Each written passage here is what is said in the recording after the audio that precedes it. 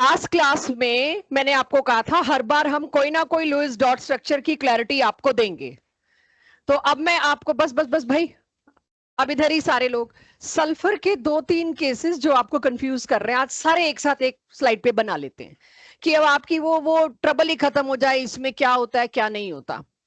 तो आपको सल्फर के ये केसेस सबसे ज्यादा मिलने वाले हैं जो आपको परेशान कर सकते हैं। मैं तीनों को अब एक ही तरफ बना देती हूं।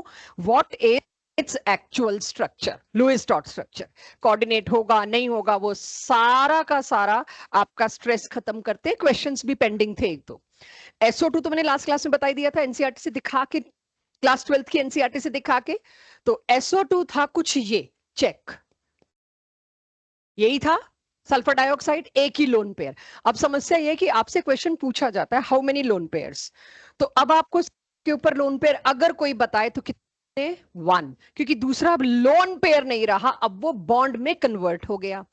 इसी तरह से अगर कोई आपसे पूछे क्या ये ऑक्टेट रूल वायलेट कर रहा है, नहीं, इसमें सल्फर का ऑक्टेट ही है। लेट्स काउंट, 1 2 3 4 5 6 7 8, ये ऑक्टेट रूल वायलेट नहीं कर रहा, ये सुपर ऑक्टेट वाला केस नहीं है।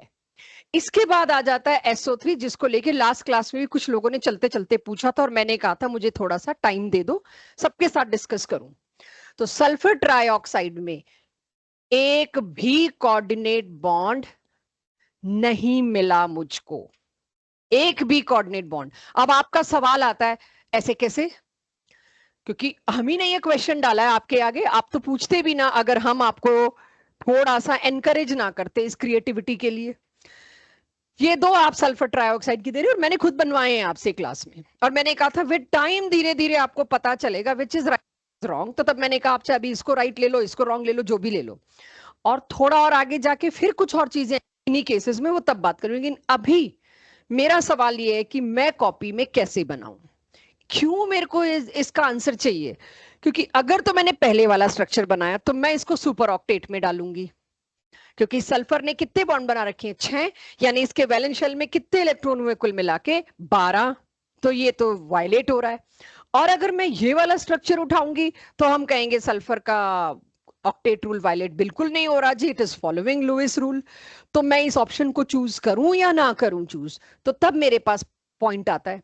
अब मैं किसके पास जाऊंगी कंफर्मेशन के लिए, नेचर में SO3 के मॉलिक्यूल्स को फ्रीज किया, राइट, SO3 गैस को फ्रीज करके उसका एक्सरे उतारा हमने। जब उसका एक्सरे क्रिस्टेलोग्राफी से मुझे लेंथ एंड ऑल मिली, तो मुझे क्या पता चलता है, तीनों बॉन्ड लेंथ सेम आएंगी। ऑब्वियसली सेम ही आनी है, जब सल्फर और ऑक्सीजन में बॉन्ड बन रहा है तो डिफरेंस का तो बात ही नहीं है, तीनों डबल बॉन्ड्स हैं, इसका मतलब बात तो सही है। आप कहोगे इस वाले स्ट्रक्चर में जो यहां बना हुआ था दिस, क्या इसमें तीनों बॉन्ड लेंथ सेम चाहिए थी? इट मींस व्हाट, मेरे पास फैक्ट क्या सपोर्ट हो रहा है नेचर में, तीनों बॉन्ड लेंथ सेम आई और सेम के साथ साथ डबल बॉन्ड बराबर आई। तो इसका मतलब तीनों जगह पे डबल बॉन्ड बने हुए थे। लेकिन मैं इस बात को डिनाई नहीं कर सकती, SO3 can be formed like this also, मैं इसको डिनाई नहीं कर सकती। लेकिन अब आप लोग क्या बनाएंगे, ये बनाएंगे। जैसे ही मेरा एक टॉपिक रेजोनेंस आएगा फिर कुछ और आ जाएगा, फिर हम इन दोनों के बीच का स्ट्रक्चर बनाएंगे। वो इन दोनों के बीच का स्ट्रक्चर मैं अभी बनवा नहीं सकती। रेजोनेंस यही लड़ाई आएगी कि ये कुछ बातें ये बता रहा है, कुछ बातें ये बता रहा है, हम किसको माने। तो रेजोनेंस टॉपिक पे होगी, उस दिन हम इस बारे में भी बात कर लेंगे कि भाई असली स्ट्रक्चर क्या है। अभी तो ये चलाना पड़ेगा। So any question asked to you, please answer according to this SO3। लेकिन अगर आप गूगल पे सर्च करें, बहुत जगह बच्चे करते ही हैं सर्च, तो आपको लिखा मिलेगा SO3 can be this also. ये तो है ही, but SO3 can be this also. आपको तो एक स्ट्रक्चर पे फिक्स होकर आंसर्स देने हैं ना, तो फिक्स ऑन दिस। तो ये हुआ SO3। तीसरा और आखिरी जो मेरे को ट्रबल देता है H2SO4, सल्फर। आपने H2SO4 के बारे में एक ही चीज सुनी होगी, वही मेरे लिए बहुत बड़ी हेल्प होगी, इट्स एन एसिड। ये एक स्ट्रॉन्ग एसिड है, एवरीबॉडी एग्रीज। स्ट्रॉन्ग एसिड का मतलब क्या है, प्रोटॉन रिलीज करता है, राइट। प्रोटॉन रिलीज करना मतलब H रिलीज करता है। बस मैंने इस बात को पकड़ ली, H वही चीज रिलीज कर सकती है जिसमें H O के साथ जुड़ा हुआ हो। यानी यहां से मेरे को नेचर में सल्फ्यूरिक एसिड की एक प्रॉपर्टी के बेसिस पे अंदाजा लगाना पड़ा, सल्फर के साथ 2 ऑक्सीजन तो ऐसे होंगे जिनके साथ पक्का 2 H जुड़े होंगे कि H2SO4 एक ऐसा एसिड है जो डाई बेसिक एसिड है, जो 2 प्रोटॉन्स रिलीज करता है। प्रोटॉन तभी रिलीज हो सकता है जब वो O के साथ जुड़ा हो। तो मेरे को मैचअप तो करना पड़ेगा प्रॉपर्टीज के साथ स्ट्रक्चर को। अब क्या बचता है मेरे पास, असली सवाल अब बचता है कि आगे क्या दोनों कोऑर्डिनेट बना दूं? नहीं, दोनों के दोनों डबल बॉन्ड है। This is right structure of H2SO4। Google मर्जी कुछ दे ले, लेटेस्ट जो भी कुछ आया हो वो सही भी होगा, लेकिन आपका सिलेबस, आपका एनटीए, आपका मार्किंग एनसीईआरटी से फॉलो होती है। जो एनसीईआरटी में स्ट्रक्चर दे रखे हैं आपको वही मानने। हो सकता है, हो कह सकता है बहुत सी चीजों में लेटेस्ट आ चुका है चेंज, बट जब तक वो आपके टेक्स्ट में चेंज नहीं होगा आप उसको नहीं उस हिसाब से रिपोर्ट कर सकते। सो इनऑर्गेनिक केमिस्ट्री में please do not report according to Google, you have to report according to NCERT. Because even nitrogen के साइज के दौरान भी मैंने आपको पीरियोडिसिटी चैप्टर में भी ये बोला था, नाइट्रोजन का साइज वो नहीं है जो हम पढ़ रहे हैं, इसका कुछ और है साइज, बट हमारी मजबूरी हमें वही क्यों पढ़ना पड़ रहा है, हमारी एनसीईआरटी में अभी भी वही है। तो जब आप ओलंपियाड्स देने जाते हैं तो you have to read latest research, और जब आप जेई और नीट देने जाते हैं you have to make criteria your NCERT only. Clear सबको? तीनों स्ट्रक्चर्स में कोई कंफ्यूजन तो नहीं रहेगा? जो भी सवाल है इसके हिसाब से करिए, फिर भी डीपीपी का आंसर नहीं करता मुझे जरूर बताइए, मैं उस आंसर को चेंज करवाऊंगी। बना लीजिए। पनव, अब आप मेरे को इधर उधर देखते मिलेंगे तो मैं आपको आगे बुला लूंगी, मैं पहले ही बता रही हूँ। मुझे बिल्कुल ध्यान आपका इधर उधर नहीं चाहिए, हर वक्त आपके पेन पेपर चाहिए मेरे को एक्टिव। अब ये अंगड़ाइयां लेना वेना क्लास में, जस्ट स्टॉप इट, कोई लॉजिक नहीं है उसका। तो अब मैं आज के उस पे जाऊं, एक हल्का सा अंदाज दूं इस चैप्टर का, आपका अप्रोक्सीमेटली 19 अगस्त के आसपास पड़ेगा, दैट इज रक्षाबंधन वाला दिन।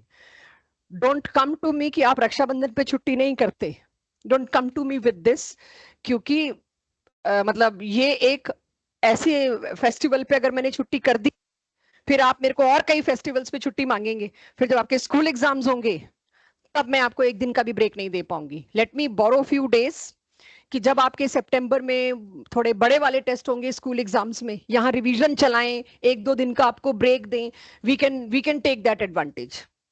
तो अभी 19 अगस्त को टेस्ट में मैं आपको इतना रिलैक्स कर दूंगी कि आप सुबह से लेके शाम तक कभी भी आके दे सकते हैं, नॉट नेसेसरीली 2:30 बजे। कि किसी को लगता है मॉर्निंग में दे के फ्री हो जाए, घर में कजन्स ने आना है, रिलेटिव्स ने आना है, वैसे तो रक्षाबंधन में कोई आपको पत्थर तो तोड़ने नहीं होते, एक राखी बंधनी और बंधवानी होती है बस, बाकी काम पापा मम्मी का है, बुआ और मामा को निपटने दो, राइट? बुआज आए उन्हें निपटने दो, आपके माज आए आपकी मम्मी के साथ उन्हें निपटने दो, फेस्टिवल उनका है। तो मेरे को आके ये मत कहना कि हमने क्लास 11th में नॉन मेड लिया है और मेड लिया और हमें रक्षाबंधन सेलिब्रेट करना है, ये दोनों चीजें जुड़ती नहीं साथ में। तो मैं भी अपने भाई और सबको साइड पे रख के यहाँ खड़ी मिलूंगी आपको। I will be taking test, yes I will relax you. और किसी को लगे नहीं 19 हमें तो जाना बहुत ही जरूरी है क्योंकि हम आउट ऑफ स्टेशन जा रहे हैं, वो एक दिन पहले आके टेस्ट दे जाए या एक दिन बाद आके टेस्ट दे जाए, आई will relax you in this. But 19 की छुट्टी मान के घर में अगर कोई प्रोग्राम बन रहा हो टांग अड़ा दीजिएगा, नहीं बना सकते वो लोग, ठीक है? बता दीजिएगा घर वालों को कि हमें कंसिडर करके प्रोग्राम बनाए। किसी के पेरेंट्स मेरी मुलाकात या बात करवा दीजिए उनकी दिक्कत भी मैं सॉर्ट कर दूंगी। सिर्फ एक लाइन बोल दी, आपको पता भी आपका बच्चा कहाँ पे बात उन्होंने तुम्हारी दिवाली देनी है, हैप्पी बर्थडे तो भूल ही जाओ उसी दिन रक्षाबंधन वाले दिन दिवाली होगी तुम्हारे घर, जो बम फटेंगे। सो खैर जोक्स अपार्ट, कोशिश करिए इस फेस्टिवल को मेरे साथ सेलिब्रेट कर लीजिए, राइट? चलिए अब मेरे पास आ जाता है, लास्ट क्लास में एक बहुत बड़ी बात इंट्रोड्यूस हमने करी, एक कोवेलेंट बॉन्ड जो टोटली म्यूचुअल शेयरिंग से बनता है, उसमें भी चार्जेस डेवलप हो सकते हैं बिकॉज ऑफ इलेक्ट्रोनेगेटिविटी डिफरेंस, चाहे छोटे ही सही। अच्छा, partial is too less, partial इतनी छोटी एक क्वांटिटी है जिसकी वजह से नंबर नहीं दे पाए, वरना इन्होंने दे डालनी थी, इलेक्ट्रॉन के चार्ज तक को तो छोड़ा नहीं। सबसे छोटा चार्ज मेरे पास क्या है? इलेक्ट्रॉन का चार्ज, दैट इज 1.6 इंटू 10 की पावर -19। पार्शियल उससे भी छोटा है, की यूज कर सकती थी, पार्शियल उससे भी छोटा चार्ज है। तो इतना छोटा चार्ज है इसीलिए हमने उसको वैल्यू नहीं दी, बट इतना पता चल गया डेवलप हो गए हैं भाई। जब चार्जेस डेवलप हो गए हैं तो अब मेरे को एक समस्या आ गई, कौन सा कोवेलेंट बॉन्ड ज्यादा चार्ज डेवलप करेगा, आप बता सकते हो अब जिसके अंदर इलेक्ट्रोनेगेटिविटी डिफरेंस ज्यादा है वो ज्यादा पोलर होगा। लेकिन कितनों का इलेक्ट्रोनेगेटिविटी डिफरेंस आप निकाल सकते हो? 7 8 10 12 इतने ही याद कर लोगे आप। 122 एलिमेंट के इलेक्ट्रोनेगेटिविटी वैल्यूज ना हमारे पास हैं, ना हम आपको दे सकते हैं और ना आप याद कर सकते हो। तो अब थोड़ा सा उस डायरेक्शन में चलते हैं कि फिर भाई मैं बॉन्ड को क्या बोलूं, कोवेलेंट बोलूं कि आयनिक बोलूं, आधा कोवेलेंट बोलूं आधा आयनिक बोलूं। तो फॉर वंस एंड ऑल तक चलेगी, इसका कोई डिनायल नहीं है, ये चीज 12 तक चलेगी। फजान बात आके एक अप्रोच, एक थॉट दी आपको, ये कोई डिस्कवरी नहीं है, ये अगेन हाइपोथेसिस है जो बहुत सक्सेसफुल है। तो कहा आप बॉन्ड को आप कोवेलेंट मत बोलो, भूल जाओ थोड़ा बॉन्ड कोवेलेंट है। Of course I am not talking about H2Cl2 2I2 O2, उनकी बात नहीं कर रहे, उनमें तो कोई नहीं है, वो तो नॉन पोलर है। क्वेश्चन कहाँ है? जहां कोवेलेंट बॉन्ड के अंदर पोलैरिटी घुस गई। तो अब उन जगह बात करें तो फजांस ने ये कह दिया हमको, एक काम करते हैं भाई, किसी का माइक ऑन है और वो मेरी रिकॉर्डिंग में बहुत इशू करता है, शायला अपना म्यूट रखना माइक बच्चे, ठीक है? सो अब मेरे को कहा गया कि यहाँ पे आप क्या करो, आप हर बॉन्ड को थोड़ी देर के लिए आज की क्लास के लिए आयोनिक मान लो, राइट? हर बॉन्ड को थोड़ी देर के लिए मान लो जी आयोनिक होता है, क्योंकि तुमने बॉन्ड में चीज लाके रखती है, चाहे वो HCl है, HBr है, चाहे वाटर है, कुछ भी बॉन्ड है, CCl4 है, हर जगह तो आपको इलेक्ट्रोनेगेटिविटी डिफरेंस मिल रहा है। तो क्यों ना सारे बॉन्ड्स को आयोनिक की तरफ से पढ़ना शुरू करते हैं और फिर कहीं सही जगह पहुंचते हैं। तो फजांस की भाषा अगर मेरे को समझनी, फजांस रूल मेरे को समझना है, तो मेरे को पहले तो ये मानना पड़ेगा, suppose all bonds are between ions. कोई भी दो चीजें बॉन्ड बना रही हैं, अगर वो आयन होती तो एक कैटायन होता, एक एनायन होता। मैं अभी हर बॉन्ड को आयनिक मान के चल रही हूं, दैट्स व्हाई हेडिंग इज को का आयनिक बॉन्ड। फिर हम डिसाइड करेंगे 40% आयनिक है, 60% कोवेलेंट है कि 80% कोवेलेंट है, 20% आयनिक है, फिर हम बात करेंगे इस बारे में। तो फजांस ने मेरी सबसे बड़ी ट्रबल इनऑर्गेनिक केमिस्ट्री कवर कर दी।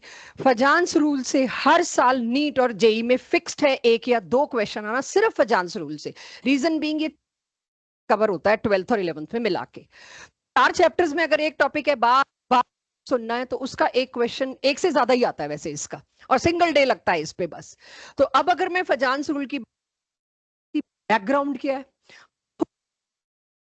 कि चलो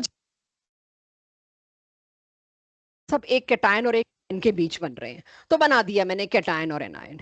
अब कैटायन और एनायन में बनाऊं तो एक छोटी सी चीज और आपसे बात करूं यहाँ पे थोड़े नए तरीके से।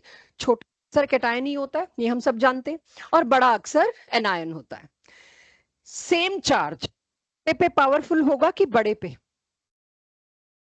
छोटे पे। सेम प्रेशर, बार मैं एक एग्जांपल सुई ले लूं टिप के साथ, आपको हल्का सा प्रेशर लगाएं, यहां लगा दे, दर्द होगा। खास प्रेशर तो नहीं होता, वो दर्द होता है, बिकॉज बहुत छोटी जगह वो दम लग गया, लोकलाइज्ड। और उतना ही दम आपको पूरे हाथ से लगाएं, आपको कोई हिला भी नहीं पाएगा, दर्द तो बहुत दूर की बात है। जितना पेन फैलता है उतना कम होता जाता है, हल्का होता है। जितना पेन लोकलाइज्ड होता है उतना आपको महसूस होता है। तो छोटे पर वही +1 चार्ज बिखरने अगले पावरफुल रहेगी। पॉजिटिव बनाऊं तो उसको डीलोकलाइज, इसके लिए सही शब्द केमिस्ट्री में डीलोकलाइज। आप देखिए कभी आपके पेट में दर्द हो, पास जाएं, छोटे बच्चों को अक्सर ले जाना पड़ता है, तो वो यही पूछता है यहां दर्द है, यहां दर्द है, यहां दर्द है, आप कहते हैं पूरे पेट में, अच्छा डीलो। लेकिन अगर लोकलाइज पेन है तो उसको फिर उसके लिए कोई ना कोई टेस्ट बताना पड़ता है, लोकलाइटिस। तो जितना पेन अपेंडिसाइटिस में आपको एक जगह पे महसूस हो रहा है, पूरी बॉडी में हो, इतना महसूस नहीं होगा। So larger the volume weaker is the charge, charge भी उतना ही कमजोर पड़ जाता है, डीलोकलाइज हो जाता है, फैल जाता है, डिवाइड हो जाता है, बट जाता है, जो मर्जी शब्द लीजिए। तो कैटायन और बड़ा, अब इसमें ज्यादा रहेगा कैटायन की एनायन। तो उन्होंने कहा थोड़ी देर के लिए भाई कैटायन क्योंकि छोटा है उसका चार्ज पावरफुल है, तो इंजन तो इस इफेक्ट का वो है, स्टार्ट करने वाला वो होगा। हमेशा ध्यान आपको पहले कैटायन पे लाना पड़ेगा, क्योंकि cations are smaller than anions. तो कैटायन अगर छोटा है तो वो डिक्टेट करेगा सब कुछ। तो उसने क्या डिक्टेशन दी, क्या डिक्टेट किया, कैटायन, कैटायन का काम किया। वैसे भी केमिस्ट्री में पॉजिटिव चार्ज का मतलब क्या है, खाली जगह, इलेक्ट्रॉन की क्रिएट की हुई खाली जगह, इलेक्ट्रॉन की डेफिशिएंसी। और मूव क्या कर सकता है केमिस्ट्री में, सिर्फ इलेक्ट्रॉन। तो इस कैटायन ने इस एनायन के सामने एक सिचुएशन रखी, और वो सिचुएशन क्या थी, आई एम पावरफुल, मैं पावरफुल हूं, मैं अट्रैक्ट कर रहा हूं, आना पड़ेगा इधर, यू कांट गेट अवे। तो कैटायन जो है एनायन को खींचता है अपनी तरफ, किस चीज के लिए, इलेक्ट्रॉन डेंसिटी के लिए। तो इलेक्ट्रॉन के पाए जाने की प्रोबेबिलिटी पहले ये पूरे एरिया में ऐसे थी, इक्वल थी, यही जानते हैं हम लोग, स्फेरिकल ज्योमेट्री उठा के ले आए। लेकिन अब क्या होगा, इलेक्ट्रॉन के ज्यादा चांसेस क्या है, इधर खिसक के आना पड़ेगा इलेक्ट्रॉन को। अब इलेक्ट्रॉन इधर पाया जाए, थोड़ा कम चांस है। क्यों, सॉरिश, क्लास यहीं चल रही है। क्यों, क्योंकि कैटायन खींच रहा है। तो अब आप देखिए, ये एनायन बिल्कुल सिमेट्रिकल था, इक्वल डिस्ट्रीब्यूशन था, और ये एनायन डिफॉर्म हो गया, इसकी शक्ल बदल गई, डिफॉर्म हो गया, अनसिमेट्रिकल हो गया, कुछ ही कहिए। या सही भाषा जो मुझे लेके आनी है, इनके अंदर ही हमने चार्ज सेपरेशन क्रिएट कर दिया, इलेक्ट्रॉन इधर ज्यादा मिले, इधर कम मिले, तो विद इन एनायन भी मैंने पोलराइजेशन क्रिएट कर दिया। अगर ये कैटायन ना होता बच्चों, तो एनायन ऐसा था। एनायन, अगर आपने ये स्लाइड समझ ली, आगे की 10 स्लाइड मेरे लिए बहुत इजी हो जाएंगी। एनायन यहां पर बिल्कुल यूनिफॉर्मली डिस्ट्रीब्यूटेड था। ये अगर लोगों की सोसाइटी थी, बड़े आराम से खुशी से रह रहे थे, हर जगह बराबर कंट्रीब्यूशन था सबका। जैसे ही एक एक्सटर्नल फैक्टर आया, उसने सोसाइटी में हिंदू मुस्लिम कर दिया, सारे हिंदू एक साइड हो गए, सारे मुस्लिम एक साइड हो गए। पोलराइजेशन, ये शब्द आजकल आप बहुत सुनते हैं कि there is acute polarization in our society. Polarization का मतलब क्या है, एक जैसा ना होना, एक पोल अलग, दूसरा पोल अलग। तो यहां पे वही कर दिया इस कैटायन ने, पोलराइज कर दिया। इस पोलराइज वर्ड को समझ गए, दो अलग पोल बन जाना, ऐसी जगह जहां गुंजाइश ही नहीं थी, वहां पे आके हमने एक पोल बना दिया। तो इस प्रोसेस को मुझे क्या कहना पड़ेगा, cation is able to polarize. किसी को पोलराइज करने की ताकत रखता है ये कैटायन। तो अगर मैं कहूं कैटायन क्या था, अभी थोड़ी देर में लिखेंगे, पहले मैं पूरा फिनोमिना समझा लूं। कैटायन के पास पोलराइजिंग पावर थी, किसी भी एनायन को वो पोलराइज कर सकता है। पोलराइजेशन दिखने में कैसा है मैंने दिखा दिया, पोलराइज्ड एनायन। एनायन की खूबी क्या है, मैं तैयार खड़ा हूं पोलराइज होने के लिए, कोई आके कर दे। तो एनायन क्या कर रहा है, anion is showing tendency for polarisability. तो मैंने एक टर्म लिखा हुआ है पोलराइजेबिलिटी, और इस पूरी प्रोसेस को मैंने क्या नाम दिया, पोलराइजेशन। यानी फजांस कहता है दुनिया में जो भी बॉन्ड बन रहा है, polar bond, covalent bond, ionic bond, छोड़ दो उसको, सीधे मानो एक कैटायन और एक एनायन आए सामने सामने, और कैटायन ने एनायन को फोर्स किया पोलराइज होने को। अब इस पोलराइज होने की वजह से मुझे अगले 5 मिनट और सब लोग यही चाहिए, इधर उधर बिल्कुल नहीं चाहिए, क्योंकि इसके बाद मेरा नैरेटिव सेट हो जाएगा क्लास का। इस पोलराइजेशन होने की वजह से क्या हुआ, ये ब्लू कलर से मैंने क्या बनाया, charges, partial positive partial negative charge, और ये ऑलरेडी एक चार्ज स्पीशीज थी। अब आप सोचो, ये मैं नहीं भूल सकती, इस पे नेगेटिव चार्ज तो था ना बच्चों, एनायन पे अपना एक नेगेटिव चार्ज तो था। वो तो इलेक्ट्रॉन का बंटवारा, क्लाउड एक साइड ज्यादा खिसक गया, तो मैंने वो दिखाने के लिए ब्लू कलर के चार्जेस बनाए। यानी कि एनायन के अंदर थोड़ा सा ही सही पार्शियल पॉजिटिव चार्ज डेवलप हो गया, ये कैंसिल कर देगा, थोड़ा सा इसको न्यूट्रलाइज तो कर ही देगा। कि एक नेगेटिव चार्ज की बॉडी में कहीं किसी वजह से थोड़ा सा पार्शियल पॉजिटिव चार्ज आ गया, तो ये जो नेगेटिव चार्ज था सोसाइटी की, अगर मैं जिस सोसाइटी की बात करूं, वो सोसाइटी तोड़नी तो आसान हो गई ना, वो सोसाइटी वीक तो हो ही गई, तो उसका चार्ज क्या हो गया, थोड़ा सा वीक हो गया, बिकॉज ऑफ पोलराइजेशन। पोलराइजेशन की वजह से एनायन का चार्ज वीक हो गया, तो फोर्स ऑफ अट्रैक्शन आप लास्ट क्लास में पढ़ के ही आए, एनायन और कैटायन के बीच के फोर्स ऑफ अट्रैक्शन भी कमजोर हो जाएंगे। कौन से फोर्सेस कमजोर हो जाएंगे, इलेक्ट्रोस्टैटिक। इलेक्ट्रोस्टैटिक फोर्सेस कमजोर होने का मतलब क्या है, आयनिक बॉन्ड बनने की पॉसिबिलिटी कमजोर हो गई, यहां तो मोर कोवेलेंट बनेगा, लेस आयनिक, क्योंकि आयन वीक पड़ गया। आयन पोलराइजेशन की वजह से वीक पड़ गया, वीक पड़ गया आयन, तो भाई आयनिक बॉन्ड की साइड ये नहीं जाता, ये तो बंटवारा हो लिया पहले ही। ये किस साइड ज्यादा मूव करेंगे, कोवेलेंट बॉन्ड की साइड। तो इसको ही मैंने आज पूरे क्लास में बस यही चलाना है कि आप खुद कैसे ढूंढोगे। तो अभी मैंने टॉपिक की शुरुआत की, आगे मैं बढ़ूं उससे पहले सिर्फ आपको एक बात पता होना चाहिए, पोलराइजेशन प्रोसेस, पोलराइजेबिलिटी किसकी होती है, पोलराइजिंग पावर किसकी होती है, और पोलराइजेशन का मतलब क्या होता है। फिर मैं बताऊंगी जितनी ज्यादा पोलराइजेशन उतना कम आयोनिक, उतना ज्यादा कोवेलेंट। वो अगली स्लाइड से शुरू होगा। Now note down. अगर मैं सोचूं ये डायग्राम आ गया और 3 हेडिंग आ गई, अब इन 3 हेडिंग के आगे क्या लिखते हो, जस्ट पोलराइजिंग पावर, इसके आगे लिख लीजिए अपने लिए, power of cation to polarize anion, power of cation to polarize an ion. Polarizability लिखिए, tendency of an ion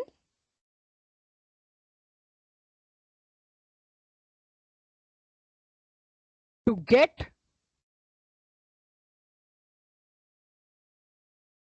polarized. Tendency of an ion to get polarized. Process polarization by a cation of an anion is called as polarization. आपसे कभी भी मतलब मुझे doubt है ये school papers के हिसाब से, आई एम नॉट श्योर ये क्वेश्चन आता है कि नहीं, ये पार्ट स्कूल पेपर्स में ऐसे कवर होता है कि नहीं, बट अगर हो कि पोलराइजेशन का मतलब क्या है, तो आप पहले वो डायग्राम बनाएंगे, उसके नीचे वो 2 लाइनें लिखेंगे जो मैंने आपको समझाई, राइट? तो वो मैं लिख भी देती हूं कि what do you mean by polarization. Let me right,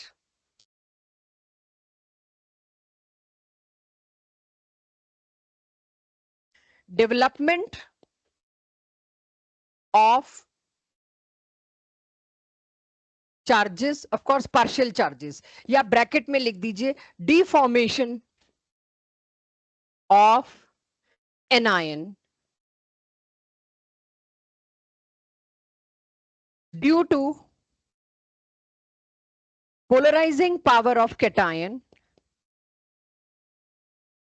due to polarizing power of cation is called as polarization process. तो मैंने लिखा डेवलपमेंट ऑफ पार्शियल चार्जेस या डिफॉर्मेशन ऑफ एन आयन, आप कुछ भी लिख दीजिए, आपके उस डायग्राम की बहुत वैल्यू होगी। So development of partial charges, deformation of an ion due to polarizing power of cation is called as polarization. ये तो तब जब इन केस कोई आपसे पूछ ले स्कूल पेपर्स में, मेरे को डाउट है कि ये स्कूल पेपर्स में पूछा जाता है, मैं अगली क्लास तक एक बार चेक कर दूंगी एनसीईआरटी में ये कवर्ड भी है कि नहीं।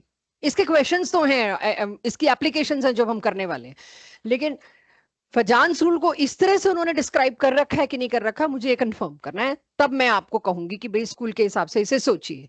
लेकिन अब आगे इसके ऊपर ऑब्जेक्टिव क्वेश्चंस स्कूल पेपर्स के हों या जेई नीट के हों, उसके हिसाब से सोचने के लिए आपको यहां से मेजरली ये लाइन चाहिए, जितना ज्यादा पोलराइजेशन हो गया उतना लेस आयोनिक, ये आपने देख लिया, जितना लेस आयोनिक हुआ मतलब ऑटोमेटिकली उतना ज्यादा कोवेलेंट। तो अब यहां पर ये लाइन थोड़ी देर के अंदर और एक्सप्लेन होगी और ज्यादा समझ आएगी, जितना ज्यादा पोलराइजेशन उतना ज्यादा कोवेलेंट। आपको लेस आयोनिक भी नहीं सोचना पड़ेगा, लेकिन समस्या क्या है, हमें क्या पता कहां ज्यादा पोलराइजेशन। तो आज की क्लास इस पे रहेगी कि तुम लोग ये ढूंढ पाओ पोलराइजेशन कहां ज्यादा है, आगे जहां ज्यादा है वहां मोर कोवेलेंट तो मैं लिख लूंगी। अब मैं आपको आगे फैक्टर्स पढ़ाती हूं कि कैसे पता चलता है पोलराइजेशन कहां ज्यादा। तो पहला कैटेगरी क्वेश्चन आपके पास जो मैं 12th सीआरटी से कराऊंगी वो ये, इनमें से कौन सा मोर कोवेलेंट, इनमें से कौन सा मोर आयोनिक, पहली कैटेगरी क्वेश्चन ये है। तो उसके लिए मुझे पहले तो ये पता होना चाहिए मैं ये ढूंढने लायक हूं मोर पोलराइजेशन। अब मोर पोलराइजेशन में क्या देखना है, जहां कैटायन ताकतवर हो, सबसे बड़ी बात, कैटायन नहीं तो इंजन तो कैटायन ही है, तो कैटायन कहां ताकतवर होगा, जहां छोटा होगा।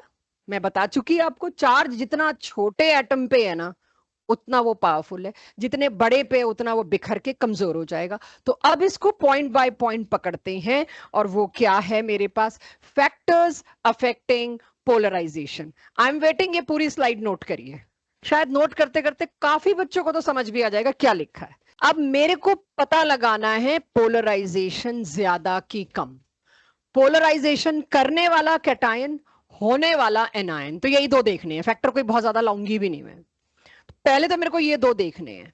अब एक बार फिर बता दूं, कोई भी कैटायन का चार्ज तब पावरफुल है जब वो छोटे पर है। कैटायन का साइज बढ़ता जाए और चार्ज सेम है, वही +1। चार्ज सेम है और कैटायन का साइज बढ़ता जाए तो चार्ज कमजोर होता जाएगा, डीलोकलाइज होता जाएगा। क्या मैं अपनी क्लास में अब डीलोकलाइजेशन वर्ड फ्रीली यूज कर सकती हूँ? अब मेरे को बार बार बिखरना, फैलना, कमजोर होना बोलने की जरूरत तो नहीं है। So charge will be more delocalized on bigger size and less delocalized on smaller size. Of course, availability of space, availability of volume. जितना छोटा कैटायन होगा, कैटायन पे चार्ज अभी +1 ही है, चार्ज बाय वॉल्यूम क्या होगी? मास बाय वॉल्यूम क्या होता है? डेंसिटी। चार्ज बाय वॉल्यूम क्या होगा? Charge density. तो चार्ज के नीचे उसका वॉल्यूम लिख दूं तो क्या हो जाएगा? Charge density. तो चार्ज डेंसिटी कहां ज्यादा होगी? जहां वॉल्यूम कम होगा, छोटा साइज। छोटा size, charge is highly dense, very powerful, more polarization, more covalent. More polarization आते ही ऑटोमेटिकली निकल जाना चाहिए मोर कोवेलेंट। तो मोर पोलराइजेशन मतलब मोर कोवेलेंट। इफ आई एग्री, तो जो देखना तो सामने ही पड़ेगा, मेरे को बार बार नाम लेना आपका अच्छा नहीं लगेगा बच्चों। मुझे अपनी रिकॉर्डिंग से इतनी एडिटिंग करनी पड़ती है कि बच्चों का नाम ज्यादा ना आए रिकॉर्डिंग में। तो अलाउ मी कि मैं पढ़ा सकूं। यही देखिए, क्यों जमीनें ताक रहे हैं, डेस्क देख रहे हैं, वाई? इधर देखिए। अब मैंने आपको कहा beryllium, magnesium, calcium, strontium, barium, group 2 दे दिया पूरा पीरियोडिक टेबल का। इस ग्रुप 2 के मैंने सारे क्लोराइड्स आपसे पूछ लिए, मैक्सिमम पूछे गए क्वेश्चन यही हैं। Beryllium chloride, magnesium chloride, calcium chloride, strontium chloride, barium chloride, कौन सा ज्यादा आयोनिक? ले, हम तो सबको आयोनिक सोचते थे, मेटल के बॉन्ड है। ये वाला गया। तभी इससे पहले जब आप पूछ भी रहे थे, मैं बस टाले जा रही थी कि इस दिन का वेट कर रही थी। हमसे पूछा जा रहा है कौन सा ज्यादा आयोनिक। तो अब मेरे को तो पकड़ना पड़ेगा फजांस रूल, और कोई तरीका ही नहीं है मेरे पास। अगर फजांस रूल नहीं पढ़ना चाहते बच्चे, 12th में मुझे बहुत इस बात की फाइट मिलती है कि फजांस रूल से क्यों सोचना मैम, इस तरीके से भी तो आ सकता है। किस तरीके से? जितना ज्यादा इलेक्ट्रोनेगेटिविटी डिफरेंस उतना ज्यादा आयोनिक। मैं उसी को थोड़ी देर में गलत करके दिखा दूंगी, और वो जो तुमसे गलत होते हैं आते तो वही है। 90% केसेस में बच्चों ये कामयाब रहेगी, जितना ज्यादा इलेक्ट्रोनेगेटिविटी डिफरेंस उतना ज्यादा आयोनिक। यहां फंसोगे सारे आयोनिक है। अब बता लो मोर आयोनिक कौन सा? इलेक्ट्रोनेगेटिविटी ना तुम्हें बेरियम की याद ना स्ट्रोंशियम की, और याद भी है तो बता दूं, दोनों की सेम है, गए काम से। जब स्ट्रोंशियम और बेरियम की इलेक्ट्रोनेगेटिविटी अप्रोक्सीमेटली सेम है और दोनों क्लोराइड से जुड़े हैं, आप कहोगे इनका तो आयनिक कैरेक्टर इक्वल होना चाहिए। इतना परेशान होने के बाद फिर अल्टीमेटली क्या होगा? फजांस रूल ही सही गाइड करेगा। और वो रूल क्या कहता है? चार्ज सबसे सेम है, बिल्कुल सेम है जी। सबके सामने हेलाइड है तो मतलब एनायन का साइज भी सेम है। मुझे किस पे जाना पड़ेगा? कैटायन का साइज। जैसे जैसे आप नीचे जा रहे हो, what happen to size? Size increases. Size increase होने से क्या होगा? वॉल्यूम बढ़ेगा। वॉल्यूम बढ़ने से क्या होगा? चार्ज डेंसिटी डिक्रीजेस, कम होगी। तो साइज इंक्रीज हुआ, और उसके बाद अगली चीज क्या हुई? चार्ज, पूरा ये लिखना पड़ेगा, कीवर्ड है इसका, चार्ज डेंसिटी डिक्रीजेस।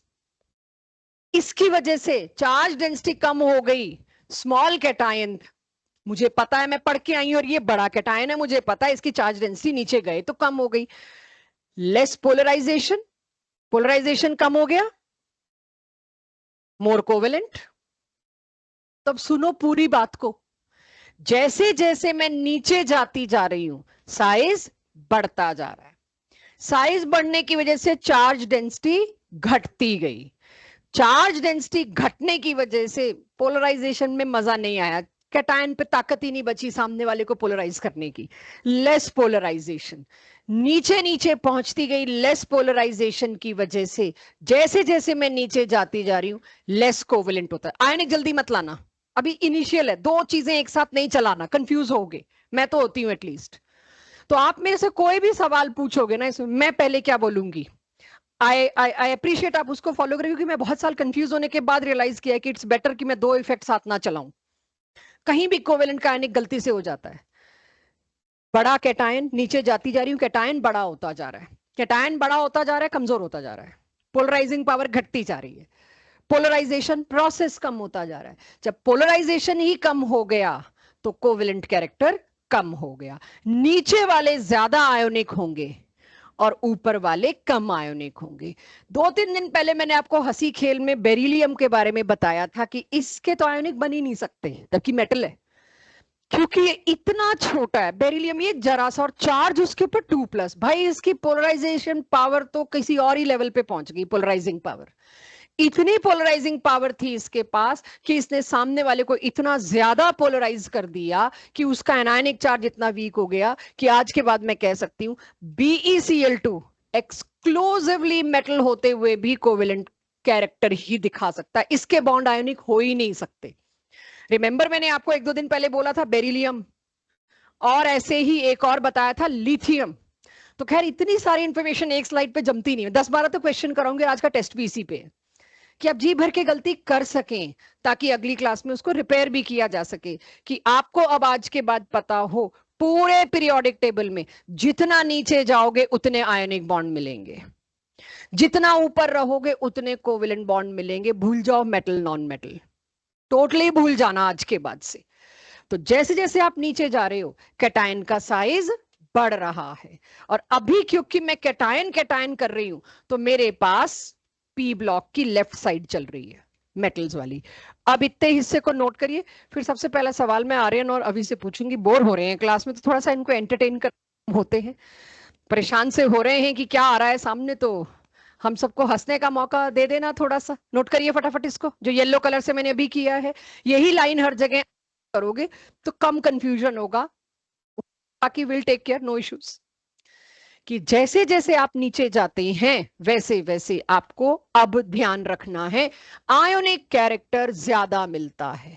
तो पहला क्वेश्चन तो ये लिखा हुआ मैंने, first category of question, BeCl2 और MgCl2, तेजल दोनों में से कौन सा ज्यादा आयोनिक, माय क्वेश्चन।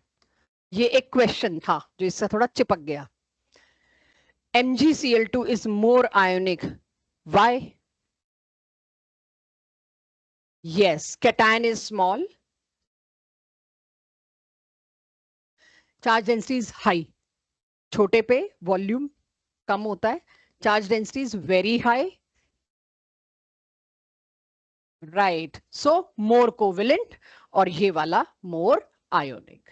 अब वो टुकड़ा तुमने डिसाइड करना है किस तरीके से तुम चलोगे, राइट? चलिए, so Aryan help me out, NaCl और KCl लिखा हुआ नहीं है, वैसे ही पूछ रही हूँ, Cl और KCl में कौन सा ज्यादा कोवेलेंट?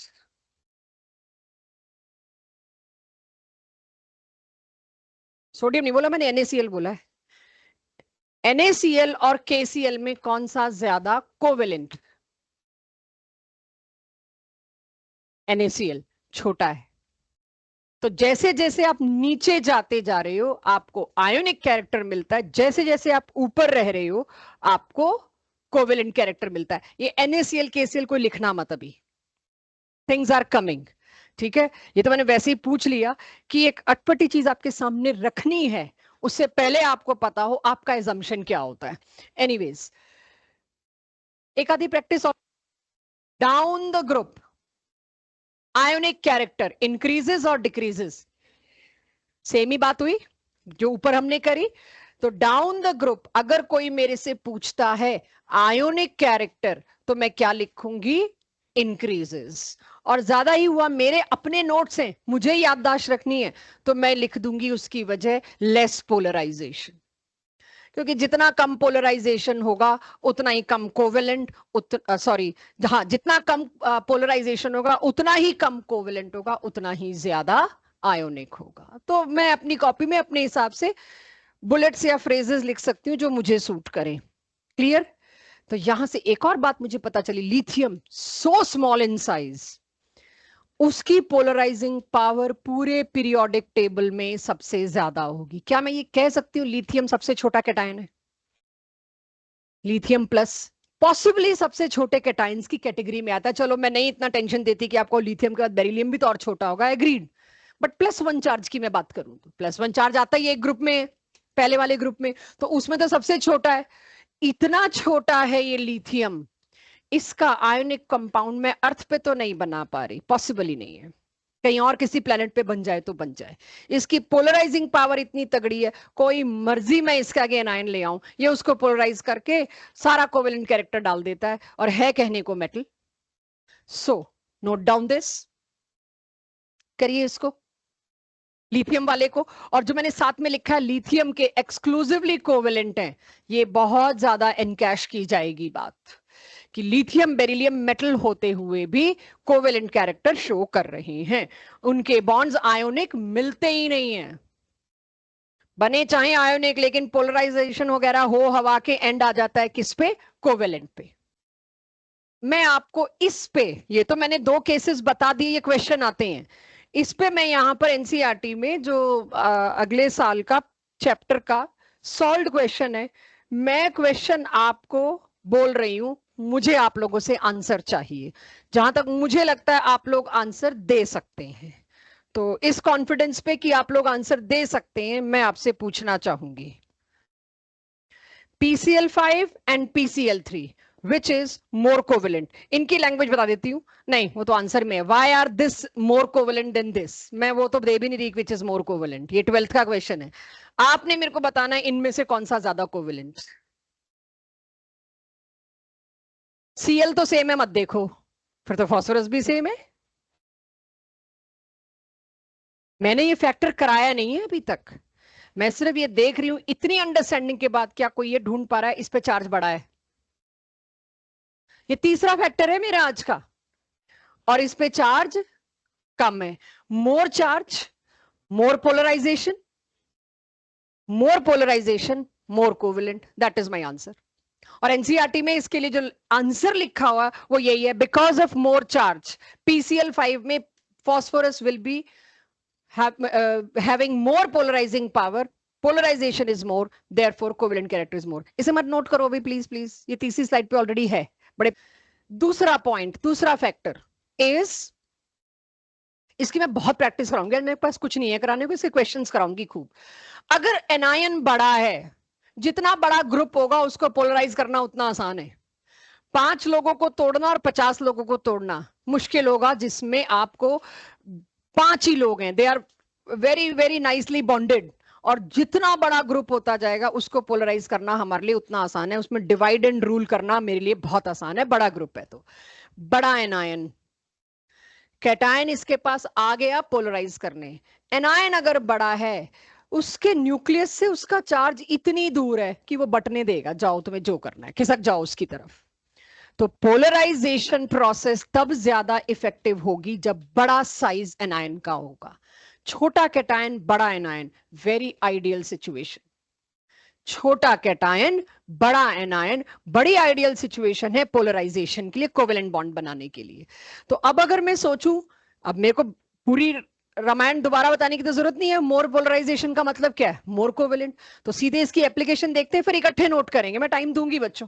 ये टॉपिक डिस्कशन से बहुत अच्छा आता है, लिखने में आपको दिख रहा है ये सारी चीजें आपके लिए इतनी वैल्यूएबल ही नहीं रहेंगी। अब के मैंने कैटायन फिक्स कर दिया, पिछली स्लाइड पे मैंने क्या किया था, lithium sodium potassium rubidium caesium और क्लोरीन रख रखे थे सारे। अब मैंने क्या किया, सारे लिथियम जो मैं बता चुकी हूं एक्सक्लूसिवली कोवेलेंट है, मैं पूछ रही हूं उसमें भी ज्यादा कोवेलेंट कौन सा होगा। आप सोचिए आपसे पूछा क्या जा रहा है, पहले तो आपको इस बात के लिए तैयार किया गया कि कोई चीज एक्सक्लूसिवली कोवेलेंट बना रही है, तो यहां शांति नहीं पड़ी, इसमें भी इसके 5 कंपाउंड में ज्यादा कोवेलेंट कौन सा है, कम कोवेलेंट कौन सा है। यहां आता है गिव अप अगर ना पढ़ रखा, भाई ये रट के आ गए थे कि लिथियम के तो कोवेलेंट होते हैं सारे, अब तुमने लिथियम में ही पूछ लिया ज्यादा कोवेलेंट कौन सा, राइट? तो अब तक तो आंसर आपके सामने होगा, जितना बड़ा एनायन उतनी पोलराइजेबिलिटी ज्यादा, जितनी पोलराइजेबिलिटी ज्यादा उतना पोलराइजेशन ज्यादा, उतना कोवेलेंट कैरेक्टर ज्यादा। तो जैसे जैसे मैं नीचे जा रही हूं कोवेलेंट कैरेक्टर इंक्रीज हो रहा है। लिखने की जल्दी मत करना, पहले कॉन्सेप्ट संभालो। इसमें covalent character down the group increases और डिक्रीजेस, सेम है। मैंने किया क्या है, मैंने लिथियम की जगह आपको बस सोडियम दे दिया, बात तो वही है। तो down the group covalent character क्या हुआ, इंक्रीज हुआ। मैं थोड़ी देर पहले बोल रही थी पीरियोडिक टेबल में जितना नीचे जाते जाओगे उतना ज्यादा आयोनिक, वो तब बात कर रही थी जब मैं लिथियम और इनके ग्रुप की बात कर रही थी। अब डाउन द ग्रुप किसके हिसाब से है, हेलोजेंस के हिसाब से। तो पीरियोडिक टेबल में इस साइड पहुंचोगे तो नीचे मोर कोवेलेंट मिलेंगे, इस साइड आओगे तो नीचे मोर आयोनिक मिलेंगे। तो ये साइड है छोड़ देना, फजांस रूल लगाना। ये इस तरह से बिल्कुल मत करना जब भी हम बात कर रहे हैं इधर ये इधर वो, गौज पौज हो जाना है। फजांस रूल ने ऐसा फॉर्मूला दे दिया कि जिसके बारे में तुम खुद सोच भी नहीं सकते थे उसके बारे में भी सोच के जवाब सही दोगे। This is how we go. तो अगर म्यूचुअल शेयरिंग कोवेलेंट बॉन्ड होती है तो LICL तो तुम लोग कभी कोवेलेंट जिंदगी में नहीं बता पाओगे, ठीक है। लिथियम का कोई भी तुम कोवेलेंट नहीं बता पाओगे, बेरिलियम का कोई भी तुम कोवेलेंट नहीं बता पाओगे। और अब तो शुरू हो गए हैं, हम ऐसे ऐसे केसेस लाके देंगे जो तुम कभी सपने में भी नहीं सोच सकते थे कि कोवेलेंट होगा और है। तो आज के बाद कोई तुमसे पूछे कोवेलेंट बॉन्ड बनाने की शर्त क्या होती है, छोटा कैटायन, बड़ा anion, more polarization, more covalent. There is nothing like covalent bond. Covalent character, ionic character. Covalent bond जैसे नाम की चीज नहीं है। Cl2Br2O2 में चलता है, यही तुम्हें 10th में दिया है। कोवेलेंट के एग्जांपल्स क्या देते हैं क्लास 10th तक, O2, N2, Cl2, F2 हो गया। चलो जाओ 11th में ले लो केमिस्ट्री। कोई और कोवेलेंट का एग्जांपल HCl एक और दिया जाता है। कोवेलेंट का इससे आगे याद दे देंगे आपको CCl4, CH4। क्यों, वो भी आपको पता चलेगा कि वो क्यों दिए आपको कोवेलेंट बॉन्ड में, क्योंकि उनमें इलेक्ट्रोनेगेटिव डिफरेंस ही नहीं है कुछ खास, है भी तो एंड क्या आता है, विल डिस्कस दैट। तो अब उस हिसाब से मैं चलूं तो मैं मोर कोवेलेंट किसको लगाऊं बच्चों। अब हम तो प्रैक्टिस करके चल रहे हैं मोर कोवेलेंट की, तो आदत पड़ गई, मैम ने 2 बार पूछ लिया इन दोनों में मोर कोवेलेंट कौन सा, PCl5। टेस्ट में भी सेम क्वेश्चन आ गया, आपने इस ऑप्शन को टिक कर लेना है, भूल जाना है मैंने ऊपर मोर कोवेलेंट नहीं मोर आयोनिक पूछ लिया। पहली बेवकूफी ये होती है कि मैंने लास्ट क्लासेस के टेस्ट में देखा, मैंने मैक्सिमम पूछा और लोगों ने मिनिमम ढूंढ दिया, मिनिमम पूछा और मैक्सिमम, क्योंकि क्लास में वही चल रहा था। तो पढ़ाएंगे तो हम ये पूछने में सिर्फ इतना ही उल्टा करना बहुत है, तुम गलती करने के लिए तो बन के ही आए हो, मतलब तुम्हारा नेचर ही है अभी गलती करना, उसी को बीट हमें करना है। इसमें बताओ मोस्ट कोवेलेंट सबसे बड़ा एनायन, ये चार्ज देखिए यहां सोडियम पे तो सेम था, बड़ा किसी को ना देखे चार्ज देख लो एनायन का। इसमें एनायन पे क्या चार्ज है, -1। इसमें एनायन पे क्या चार्ज है, -2। इसमें क्या चार्ज है, -3। जितना ज्यादा चार्ज उतनी ज्यादा पोलराइजेशन। किसी को चार्ज ना समझ में आए, PO4 कितना बड़ा हो जाएगा, एक फास्फोरस 4 ऑक्सीजन, तो ये इतना बड़ा है, बड़ा एनायन मतलब मोर पोलराइजेबिलिटी, मोर पोलराइजेशन, कोवेलेंट। करिए ये अपनी कॉपीज में, डू इट। कनुष क्लियर हो रहा है ये दोनों। अब इसमें मैं कितने ही पूछ लूं, तुम्हें बस ये देखना है जो चीज अनकॉमन है उसका साइज या चार्ज ना पड़ेगा बच्चों। ये ऐसा नहीं है जो देख के एकदम आ जाए। स्यूडो मतलब फॉल्स, जो आपको धोखा दे रहा है। अब पहले तो मेरे को बताइए नोबल गैस कॉन्फ़िगरेशन क्या थी, चेक। ये है नोबल गैस कॉन्फ़िगरेशन एवरीवन, ये है नोबल गैस कॉन्फ़िगरेशन। अनंत, मेरे पूछने के तरीके से तुम्हारे जवाब बदल लेते हैं।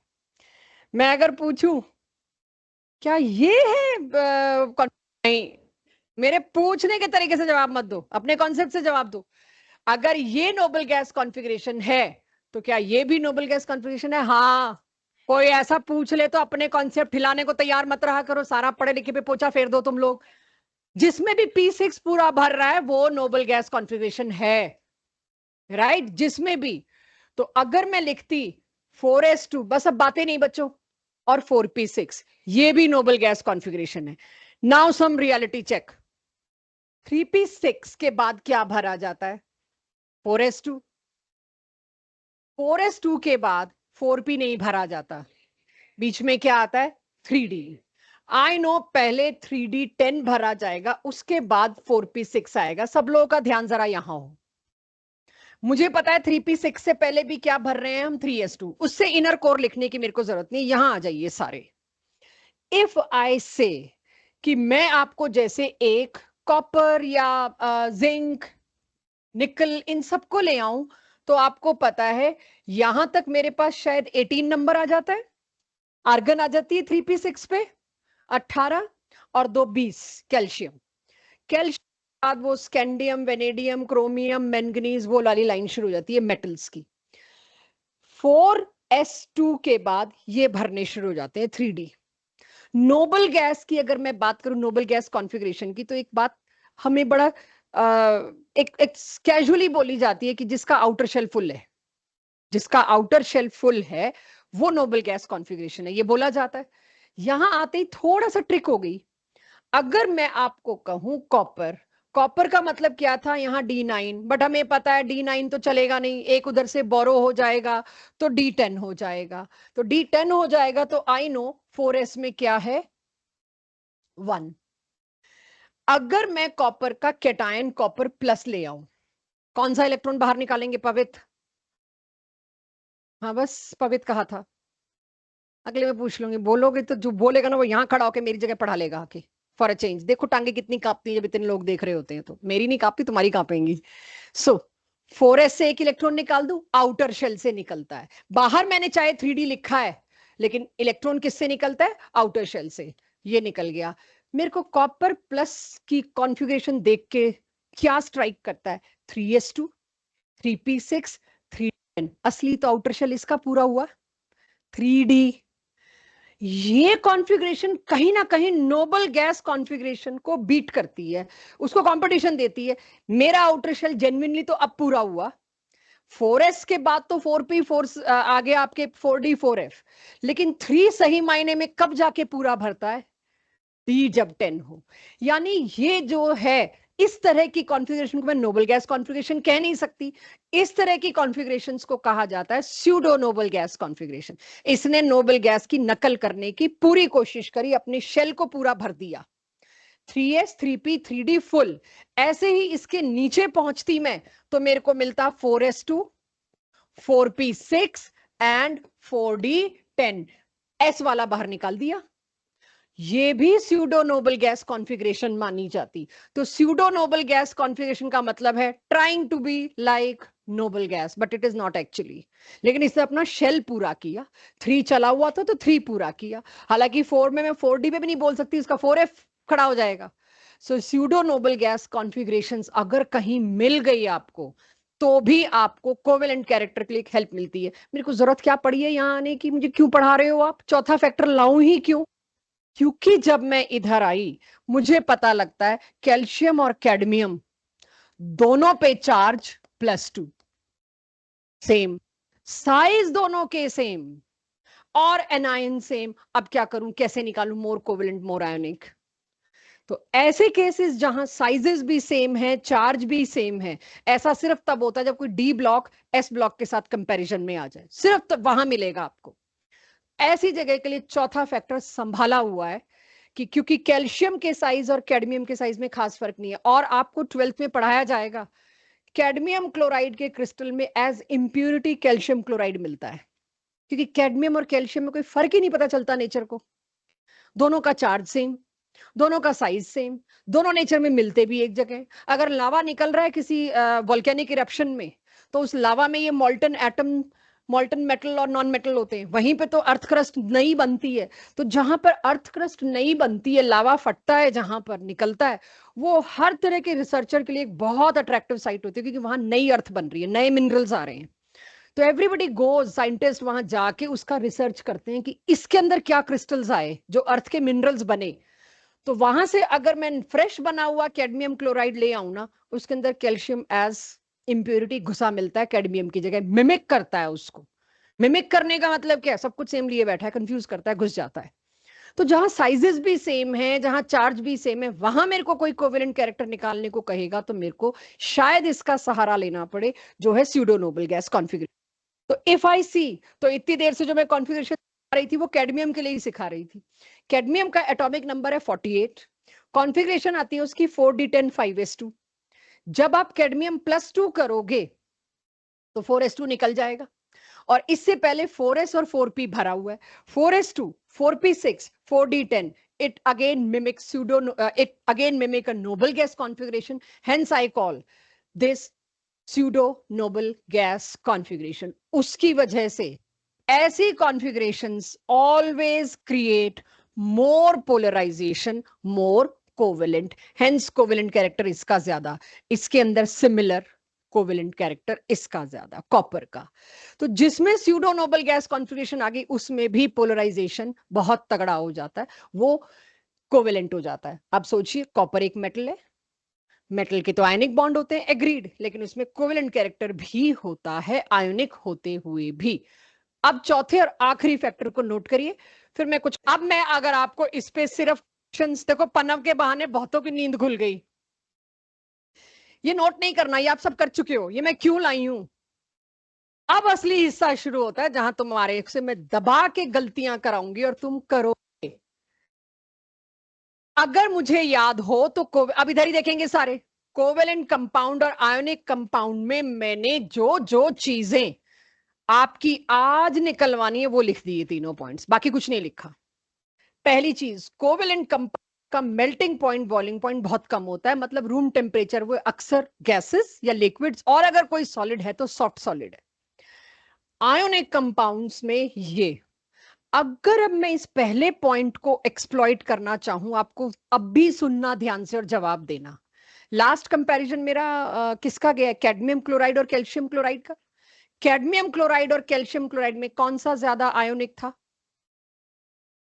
सोच लो, जल्दी नहीं है, क्योंकि मैंने आयोनिक पूछा, पढ़ाया कोवेलेंट है, पूछा आयोनिक है। तो कैल्शियम क्लोराइड और कैडमियम क्लोराइड में कौन सा ज्यादा आयोनिक था, कैल्शियम क्लोराइड। ये पूछ लिया, ये तो बहुत आसान हो गया तुम्हारे लिए, एक आधी बार गलती करा लूंगी। पूछेंगे क्या, किसका मेल्टिंग पॉइंट ज्यादा, किसका मेल्टिंग पॉइंट ज्यादा होता है, आयोनिक का। आयोनिक कौन सा था ज्यादा, कैल्शियम क्लोराइड। मेल्टिंग पॉइंट के ऑर्डर्स जो हैं वो आपको फजान्स रूल से आयोनिक कैरेक्टर का ऑर्डर निकालना पड़ेगा, उसके बाद आप मेल्टिंग पॉइंट का ऑर्डर देंगे। यानी ये तीनों प्रॉपर्टीज आपसे कैसे निकलवाई जाएंगी, फजान्स रूल से।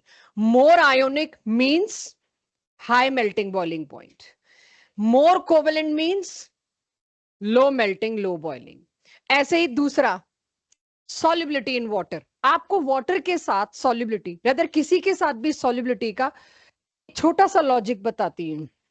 आपने जरूर कहीं ना कहीं ये चीजें सुनी है, ये फ्रेजेस सुने हैं, लाइक मिक्सअप विद लाइक, जैसे बाकी का जो होगा तुम वो भी तमन्ना पूरी कर लो। Like dissolves like. Point is, अगर मैं कहूं कोई ज्यादा आयोनिक है, उसका मतलब चार्जेस स्ट्रांग थे। आयोनिक का मतलब क्या होता है, चार्जेस।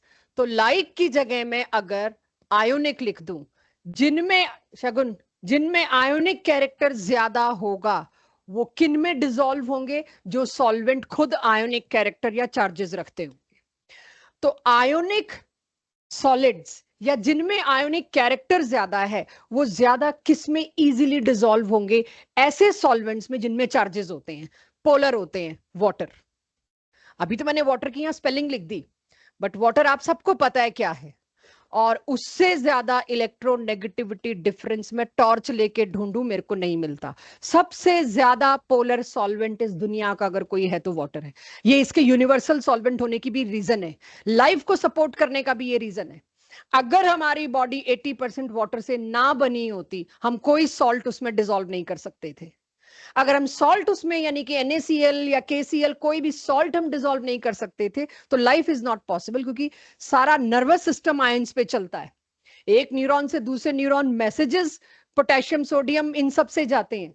तो अगर 80% वाटर से बॉडी बनी है तो क्यों बनी है, किसी और सॉल्वेंट से क्यों नहीं बनी, क्योंकि आयोनिक सॉल्ट्स को डिसॉल्व करने की सबसे ज्यादा रेडी जो पॉसिबिलिटी है वो वाटर के साथ है। क्यों भाई, वो तो कोवेलेंट है, कहेगा लाइक डिसॉल्व लाइक। कोवेलेंट होते हुए भी उसका जो आयोनिक कैरेक्टर दिखा मुझे, जो उसके अंदर चार्जेस दिखे, वो कमाल के थे।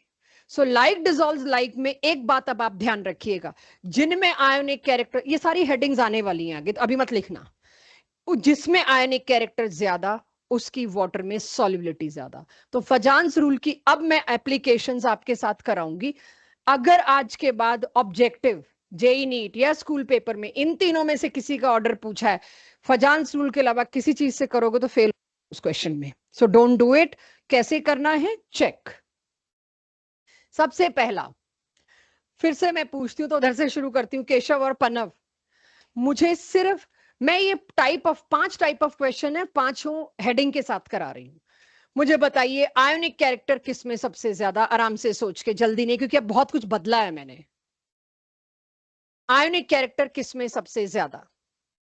पहले इन दोनों में बता लो, NaCl छोड़ देते हैं, पहले इन दोनों में बता दो जो सेम सेम से हैं। Keshav caesium chloride, caesium iodide. पनव आप दोनों बच्चे, नहीं हुआ तो गुनीश और मनन, सिर्फ सीजियम क्लोराइड सीजियम आयोडाइड पकड़ो, NaCl मेरे लिए छोड़ दो, हटा देती हूँ NaCl अभी मैं, let's not gate confused. Simple ionic character किसमें ज्यादा? CSiCl, यानी इसके अंदर आयोनिक कैरेक्टर ज्यादा। कोई डिसएग्री करता है इससे?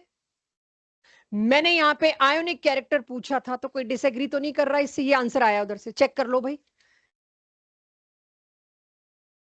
आराम से सोच के चेक करके बताओ। बड़ा एनायन, ज्यादा पोलराइजेबिलिटी, ज्यादा पोलराइजेशन, इसीलिए ज्यादा कोवेलेंट, कम आयोनिक। NaCl अभी हटा दिया, मुझे लगा नहीं अभी राइट टाइम है, मैं वो भी लाऊंगी, लाना ही पड़ेगा मुझे, मेरी डीपीपी में क्वेश्चन है। First category of question, any 2, 3, 4 cases, covalent character, ionic character, इसमें आप लोग गलत नहीं होंगे, बस मैंने फर्स्ट पॉइंट की तसल्ली करी, थोड़ी देर बाद हो जाएगी बात अलग है, लेकिन अभी तो सही फोकस में है। Second, solubility in water, like dissolves like पीछे बता के आ गई, और तुम्हें यह भी पता लग गया more ionic is more soluble, हाँ या ना? मुझे बताइए मेरा आंसर सही है? solubility का चेक कर लेना।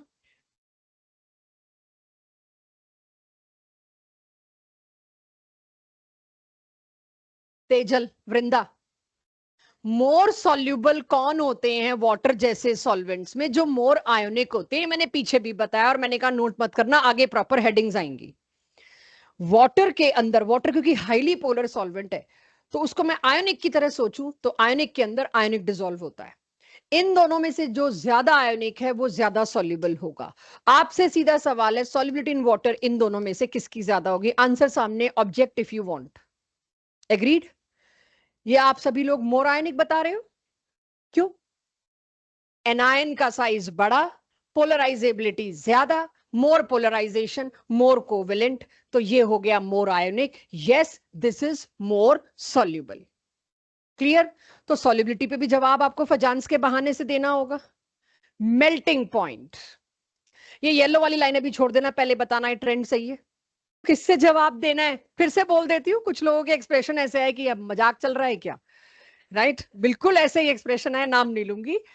बड़ा कैटायन, बड़ा कैटायन मतलब लेस पोलराइजेशन। अब तक क्या हो रहा था? मोर पोलराइजेशन वाली चॉइस हम पकड़ रहे थे बार बार, अब तक बार बार मैं उस ऑप्शन को चूज कर रही थी जिसमें मोर पोलराइजेशन, मोर कोवेलेंट, मोर आयोनिक। यहां मैंने कोशिश क्या की कि भाई ये तो सब सही सही हो रहा है, कुछ तो गलत हो, तो उसके लिए मैंने क्या किया, बड़ा cation, less polarization, less covalent, more ionic. If it is more ionic, it has to be heavy, rather it has to be having high melting point. Clear? Melting point का ट्रेंड। तो मायरा तुम थोड़े कंफ्यूज हो गए थे, अब clear हो गया? ये एक येलो का स्पेशल ना एक्सेप्शन, जो येलो कलर से मैंने लिखा है ये एक्सेप्शन है यहां पे, कि आप ग्रुप 1 के क्लोराइड्स की अगर बात करो, good, I appreciate it, group 1 के क्लोराइड्स की अगर बात करो तो ग्रुप 1 के क्लोराइड्स बोले lithium chloride, sodium chloride, potassium chloride. Complete my sentence, क्या पढ़ रही हूं मैं? मुझे ये नहीं पता पोटेशियम के नीचे क्या आता है। Lithium chloride, sodium chloride, potassium chloride, rubidium chloride, caesium chloride. आपसे ये आएगा क्वेश्चन, ग्रुप 1 के हेलाइड्स में कौन सा फलाना ये है, तो वो आप कहोगे अरे आपने तो हमें हेलाइड्स नहीं दिए ग्रुप 1 के। क्यों दे? कर लिए आपने ग्रुप 1 के हेलाइड्स, आपको याद होने चाहिए। तो ग्रुप 1 के हेलाइड्स में highest melting point beyond your polarization covalent ionic NaCl का होता है, क्योंकि NaCl का high melting point by chance आप फजान से नहीं बता सकते, आयनिक कैरेक्टर से नहीं बता सकते। उसमें एक तीसरी चीज बड़ी तगड़ी थी, उसका लैटिस, जो मैंने स्पेशली बना के दिखाया था। इसीलिए पिछले केस से भी चुपचाप मैंने NaCl हटा दिया था कि मैं रब कर देती हूँ, सीजियम आयोडाइड सीजियम क्लोराइड ही रहने देती हूँ। NaCl का highest melting point is not due to highest ionic character, no. NaCl का highest melting point is due to its packing, which is wonderful in nature. Packing का मतलब होता है सॉलिड को उसको तोड़ ही नहीं पाए हम, ठीक है। तो डायमंड हार्डेस्ट इसलिए थोड़ी है कि उसमें आयनिक बॉन्ड बना हुआ है, वो हार्डेस्ट इसलिए उसकी पैकिंग बहुत डिफरेंट हुई हुई है, बहुत अच्छी हो रखी है। तो पैकिंग इज अबाउ एवरीथिंग। तो यहां पर ऑर्डर ऑफ मेल्टिंग पॉइंट में क्लियर हो गया। और ये येलो लाइन आ गई सबकी कॉपी में, चेक करो। लाओ अनंत, बताओ ये सही है कि गलत है? करेक्ट है? मनन ये करेक्ट है इनकरेक्ट है? रीजन भी चाहिए होगा, फिर ऐसी करेक्ट कह के नहीं। मेल्टिंग पॉइंट इसका सबसे ज्यादा क्यों? सबसे छोटा है, फिर ठीक है। फ्लोराइड सबसे छोटा, देन छोटा एनायन, देन छोटा एनायन मतलब पोलराइजेबिलिटी बहुत कम। पोलराइजेबिलिटी कम मतलब भाई थे सीधे कूद गए भाई। पोलराइजेबिलिटी कम मतलब पोलराइजेशन कम, कम कोवेलेंट, ज्यादा ionic. More ionic has to be more melting point. थोड़ा इत्मीनान से करना बच्चा, इसमें हम फिसलते हैं अक्सर, मैं तो फिसलती हूँ भाई, और किसी का पता नहीं। हो गया नोट जी? ऊपर वाला किसको क्लियर नहीं हो मुझे बताइए, मैं दोबारा करूं? किस आप DPP छोड़ के जरा इधर आइए फिर से। आई नो मैं ये पूछ चुकी हूं, लेकिन टू बी डबल श्योर, अगर अब मैं कहूं सॉल्युबिलिटी इन वाटर, बातें नहीं भाई, हाँ यही करना पड़ेगा, बातें नहीं। मैंने आपको 3 कंपाउंड्स दिए, NaCl, Na2SO4, sodium phosphate sulphate and sodium phosphate, ये 3 दिए आपको। और आपसे पूछा है वाटर में सॉल्युबिलिटी का ट्रेंड बताओ, जो ज्यादा आयोनिक वो ज्यादा सॉल्युबल। अब इसमें आप सभी लोग, ये मेरे एग्जांपल्स में भी था इसलिए मैं इसको डिस्कस नहीं कर रही, आप सभी लोग बड़े आराम से बता सकते इसमें सबसे ज्यादा आयोनिक कौन सा है। तो जो सबसे ज्यादा आयोनिक है वो सबसे ज्यादा सॉल्युबल होगा। ट्रेंड भी है, एग्जांपल्स में रेपिटेशन है आपके लिए, बट आई थिंक जितनी बार हम बात कर ले उतना अच्छा रहता है। लास्ट जो इसमें पूछते हैं, जिसके ऊपर आगे के चैप्टर्स में ज्यादा डिटेल आएगा, वो एक बार सुन लो बिना कहीं इधर उधर ध्यान के। अगर आपका DPP में ध्यान है तो निकाल लो भाई, मेरे टेस्ट में क्वेश्चन है इसीलिए मेरे को दिक्कत है, तो ध्यान से सुन लीजिए। अगर कोई मेरे से एकदम ही, जैसे उल्टी बात यहां हो रही थी, एक और उल्टी बात पूछी जा सकती है, नॉन पोलर सॉल्वेंट्स में कौन डिसॉल्व होगा? मोर कोवेलेंट। लाइक डिसॉल्व लाइक में इतनी देर से मैं संभाल के चल रही हूं, आयोनिक वाले वाटर में डिसॉल्व होते हैं, क्योंकि आयोनिक में भी चार्जेस और वाटर में भी चार्जेस, पोलैरिटी बहुत ज्यादा। लेकिन अगर मैं आपको कोई नॉन पोलर सॉल्वेंट दे दूं जिसमें कोई चार्ज ही नहीं है, और ऐसे आएंगे अभी, इस पे मेरे से पूछना भी मत इसमें चार्जेस क्यों नहीं है, CCl4 में, बेंजीन में, पूछना भी मतलब, पूरा बहुत बड़ा टॉपिक है डाइपोल मोमेंट, एक पूरी DPP मिलेगी 2 क्लासेस बाद उसकी, तब बात करेंगे। अभी सिर्फ इतना सुन लीजिए, अगर कोई बता दे कि ये सॉल्वेंट नॉन पोलर है, ईथर, बेंजीन, CCl4 ये सारे नॉन पोलर हैं, इनमें कौन डिसॉल्व जल्दी होगा? जो मोर कोवेलेंट होगा। अगर आप मेरे को यहां बता सकते हो कि इसके अंदर Cl3 मोर कोवेलेंट है, बिकॉज कैटायन पे चार्ज +3 है, more polarization, more covalent, hence it is more soluble in non-polar solvent. पांचवें छठे पॉइंट को नोट करिए, इस टॉपिक को मैं क्लोज करूं। एक और छोटा सा टॉपिक है वो कराऊंगी इसके बाद, फिर टेस्ट होगा। पांचवें और छठे को विद गुड स्पीड नोट करिए, no looking back into your DPPs। बहुत लोग अब खाली बैठे हैं, तो ये शायद सबको अब ध्यान रहे, आपसे गलती इसी में होनी है।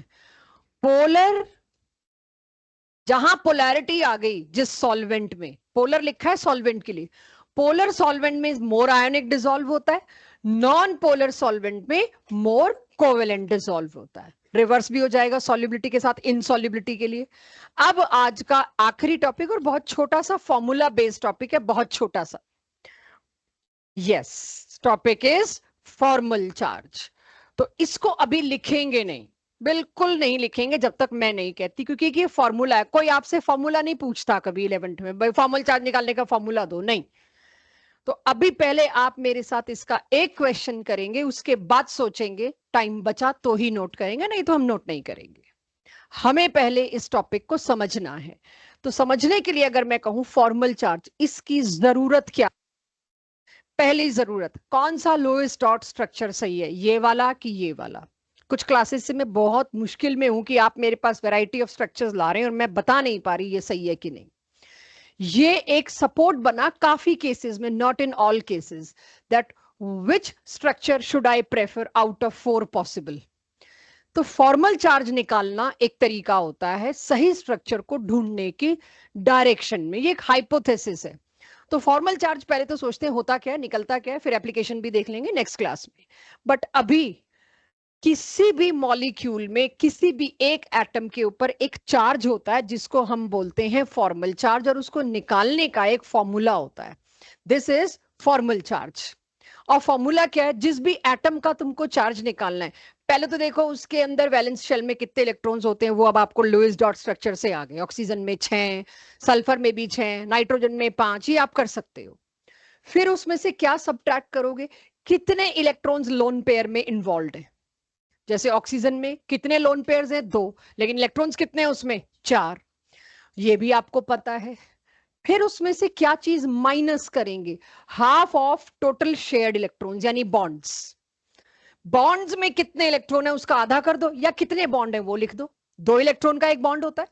तो अगर मैं फॉर्मूले में कह रही हूं आपको टोटल इलेक्ट्रॉन्स डालने शेयर्ड वाले, तो शेयर्ड वाले टोटल इलेक्ट्रॉन्स की काउंटिंग हम अभी करेंगे और उसका आधा कर देंगे, और इससे जो नंबर आएगा वो होगा उसका चार्ज। तो ये कैसे मैं करूं कैसे ना करूं वो शुरू करते हैं। और सारे एटम्स के फॉर्मल चार्जेस का टोटल सम उस आयन का चार्ज होना चाहिए। बिना एग्जाम्पल के इस फॉर्मूले की कोई वैल्यू नहीं है। सबसे पहला एग्जाम्पल जो आपके किसी भी क्वेश्चन पेपर स्कूल के या ऑब्जेक्टिव में आने के चांस होते हैं, सबसे पहला, मेरे इनिशियल क्वेश्चन स्कूल पेपर्स या सब्जेक्टिव टेस्ट के हिसाब से होते हैं। तो कार्बोनेट लिया मैंने, सबको ध्यान होगा कार्बोनेट का स्ट्रक्चर मैंने लोएस्ट डॉट स्ट्रक्चर में आयंस में सबसे पहला बनवाया था। चेक। अगर सभी को दिख रहा है, क्योंकि अभी कोई नोट नहीं कर रहा, एज पर माय इंफॉर्मेशन करना नहीं चाहिए। तो अगर मैं इन ऑक्सीजन्स की बात करूं तो मुझे पता है इस ऑक्सीजन पे कुल मिला के 6 इलेक्ट्रॉन होते हैं, 1 2 3 4 5 6। 2 लोन पेयर में 2 लोन फिट हो गए। ये वाला ऑक्सीजन 1 इलेक्ट्रॉन इसको किसी से बोरो करना पड़ गया। जब बोरो करना पड़ गया तो उसको हम कैसे शो कर देते हैं? उसको शो कर देते हैं नेगेटिव चार्ज से। सिमिलरली यहां पर भी ये। अब मेरे को कहा गया है सारे एटम्स का फॉर्मल चार्ज निकालो। मैं सबसे पहले किसका निकालूंगी? सेंट्रल एटम का, कार्बन का। तो फॉर्मूला क्या था? सबसे पहले तो आप उसके वैलेंस शेल में कितने इलेक्ट्रॉन होते हैं खुद के फ्री एटम में, जब वो अकेला मौजूद होता है, कितने होते हैं? 4, मैंने लिख दिया 4। इसके पास कोई लोन पेयर है? नहीं, तो क्या लिख दिया? 0। हाफ किसका करना है? टोटल शेयर्ड इलेक्ट्रॉन्स का। बेटर इज टोटल बॉन्ड ही लिख दो भाई, 4 बॉन्ड है। मैं 8 को 2 से डिवाइड करके भी 4 ही ला रही हूं, बट इट्स ओके। जो फॉर्मूला दिया मुझे उसको रिस्पेक्ट करना है, क्योंकि फॉर्मूला यही दिया तो मैं उसके रिस्पेक्ट के लिए लिखूंगी। तो वही, तो कितने इलेक्ट्रॉन्स है शेयरिंग के बाद बॉन्ड में? 1 2 3 4 5 6 7 8। 8 को किससे डिवाइड कर दिया? 2 से। ओवरऑल एल्जेब्रिक सम क्या आ रहा है? 0। तो कार्बन के ऊपर जो फॉर्मल चार्ज आया वो फॉर्मल चार्ज आया 0। अब ध्यान देने वाली चीज है ऑक्सीजन, क्योंकि यहां से लोन पेयर और कॉर्ड वगैरह सब शुरू हो जाएंगे। 2 एक एग्जांपल्स जो मैंने लेने हैं। ऑक्सीजन, अब मैं ये कौन सा ऑक्सीजन ले रही हूं तुम लोग मेरे को आइडेंटिफाई करवाना। मैं कोई सा भी लूं, वैलेंस शेल में तो 6 इलेक्ट्रॉन है। ऑक्सीजन अकेला होता तो उसके वैलेंस शेल में 6 है, देखो तीनों में मैंने 6 लिखा हुआ है, ये तो कभी नहीं बदलना ऑक्सीजन का। तो अगर ऐसा है, उसके बाद लोन पेयर्स में कितने इलेक्ट्रॉन है? 6। यानी 3 लोन पेयर तुमको किस पे दिख रहे हैं? Negative charge is also a lone pair, bonding में तो है नहीं वो, तो ये वाला देखो 1 2 3 4 5 6। जो भी पेयर ऑफ इलेक्ट्रॉन बॉन्डिंग में पार्टिसिपेट नहीं करता वैलेंस शेल का, उसी को लोन पेयर कहते हैं। अब आप सोच के देखो, दोबारा इस ऑक्सीजन को देखो, इसके मैं इलेक्ट्रॉन डॉट स्ट्रक्चर को फिर से बना रही हूं बच्चों, 1 2 3 4 5 6, तो बॉन्डिंग में चला गया। एक ने क्या किया, कहीं से उधार ले लिया, और ये क्या बन गया, ऐसा पेयर जो अब बॉन्ड बनाए हुए नहीं है, अब वो क्या है, लोन पेयर। गलती यही होगी हमसे, वैलेंस शेल में 6 इलेक्ट्रॉन से थोड़ी गलती करोगे आप। इस वाले ऑक्सीजन पे यानी नेगेटिव चार्ज को एक पेयर गिनिए, वो भी लोन पेयर। इस नेगेटिव चार्ज का क्या मतलब हुआ, ये भी एक लोन पेयर है। तो लोन पेयर में कुल मिला के कितने इलेक्ट्रॉन्स गए बच्चों, 6। 6 - 6 0 तो यहीं आ गया। लेकिन अभी मेरे को बताना है इसकी बॉन्डिंग में कितने हैं, कुल मिला के 2। इस 2 का आधा कर दूं तो क्या आई वैल्यू मेरे पास, यानी इस वाले ऑक्सीजन पर जो चार्ज था, फॉर्मल चार्ज, वो क्या था बच्चों, -1। इसकी और इसकी बॉन्डिंग में कोई फर्क नहीं है, डिट्टो सेम है। तो जो इस पे चार्ज आया, दोबारा निकालने की जरूरत नहीं, वही इस पे चार्ज आएगा। अब मेरे को मेरी क्लास से चाहिए ये वाला ऑक्सीजन।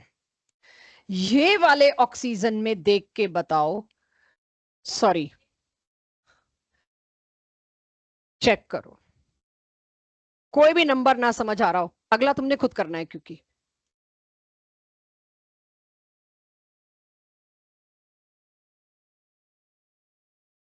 बॉन्ड बनाने के बाद शेयर्ड इलेक्ट्रॉन्स कितने ऑक्सीजन के पास होते हैं, उसके 2 अपने 2 4, और उसको आधा कर दिया, या नंबर ऑफ बॉन्ड्स कर दो, 2 ही बॉन्ड बना रखे, 4/2 की जगह तुम 2 भी लिख सकते हो, is equals to 0। Do you agree? तुमने कहीं कोई गलती तो नहीं करी, उसके लिए सारे फॉर्मल चार्जेस का एल्जेब्रिक सम करो। कार्बन का 0 आया, 2 ऑक्सीजन थे -1 वाले, ये 0। ओवरऑल चार्ज क्या आना चाहिए, -2। क्या कार्बोनेट आयन के ऊपर चार्ज -2 ही है? यस। इसका मतलब आपने इंडिपेंडेंट फॉर्मल चार्जेस बिल्कुल सही निकाले हैं। क्लियर हो गया फॉर्मल चार्ज? अब नोट करिए इसको।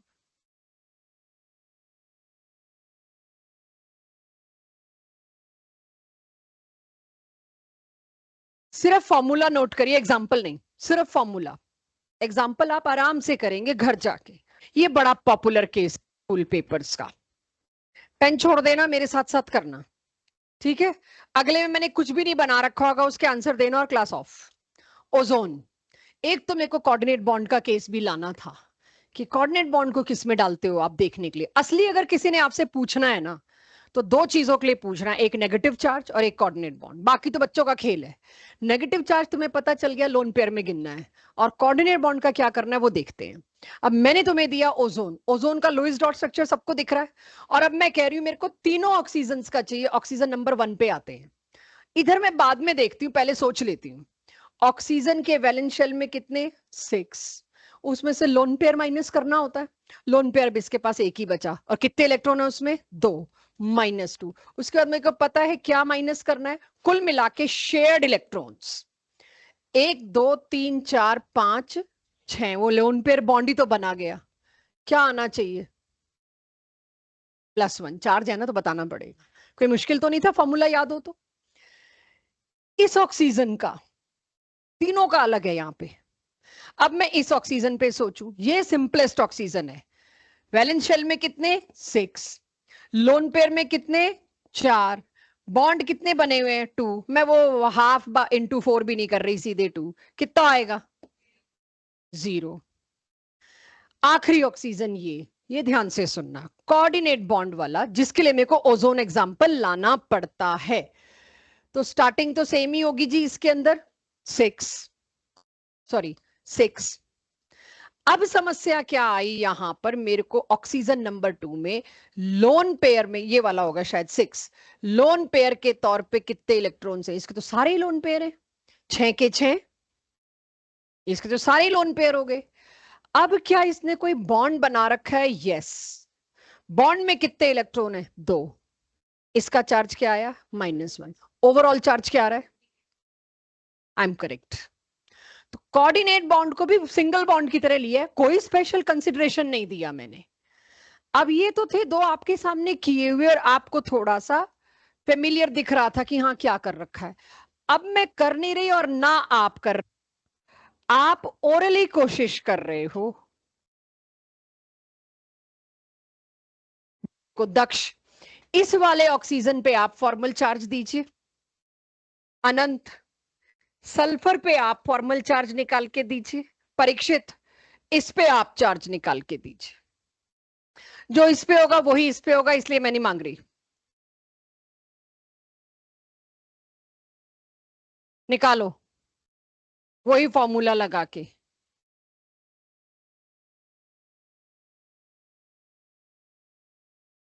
लाओ दक्ष, अनंत, परीक्षित। दक्ष तुम किस पे दे रहे हो? ऑक्सीजन पे आ रहा है -2। चेक करते हैं। लोन पेयर वैलेंस शेल में कितने इलेक्ट्रॉन? 6। लोन पेयर में कितने? 4। बॉन्ड कितने बन रखे हैं? 2। इलेक्ट्रॉन कितने हुए? 4।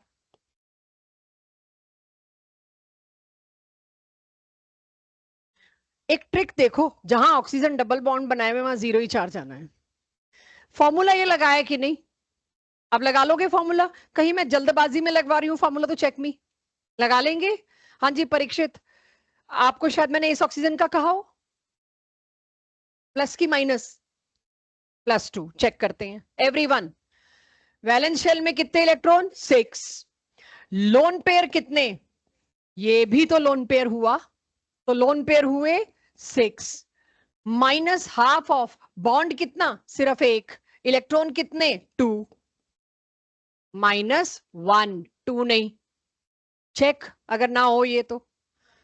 अनंत, सल्फर का असली तो उसके लिए किया है मैंने, -4.5 फ्रैक्शन में आ रहा है माय इंटरेस्ट एरिया। चलो जी सल्फर का निकलवाओ सारे। वैलेंस शेल में कितने इलेक्ट्रॉन? 6। लोन पेयर एक भी नहीं बचा, सारे बॉन्डिंग में इन्वॉल्व हो गए। गिन लो 6 के 6, तो -0। बॉन्ड कितने बने हुए हैं? सीधे बॉन्ड लिख दिए बच्चों, वो ½ × 12 नहीं लिखा, वरना आप लोग ½ × 12 कर रहे होगे। मैंने 6 लिख दिया। कितना आया आंसर? 0। किसी का कुछ और आ रहा था तो आई एम वेटिंग। मैं अभी भी रुकी हुई हूँ, कुछ एक्सप्रेशन आ गए हैं अजीब से क्लास में, ये कैसे हो गया है? चेक। शगुन कोई गड़बड़ लग रही है? अविरल हो जाएगा? अविनाश, मैं तुम लोग बात कर रहे थे, मुझे लगा कुछ है इशू। गलती क्या हुई थी अगर हुई थी तो? कोई गलती नहीं हुई किसी से भी, सब 0 ही सोच रहे थे। बढ़िया है, फिर तो आज के पेपर के लिए आप तैयार हैं।